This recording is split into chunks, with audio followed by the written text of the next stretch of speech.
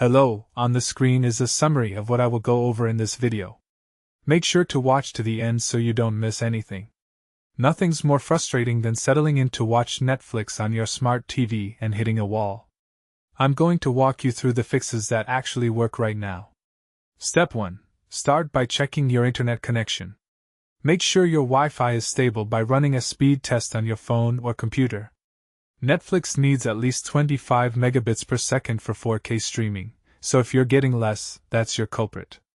Try moving your router closer to your TV or switching to a wired connection if possible. Step 2. Restart your smart TV completely. Don't just use the remote to turn it off. Unplug it from the wall for about 30 seconds, then plug it back in. This clears out the memory and refreshes the system, which fixes most streaming issues. Step 3. Force close and reinstall the Netflix app. Go into your TV's app settings, find Netflix, and uninstall it completely. Then go to your App Store and download a fresh version.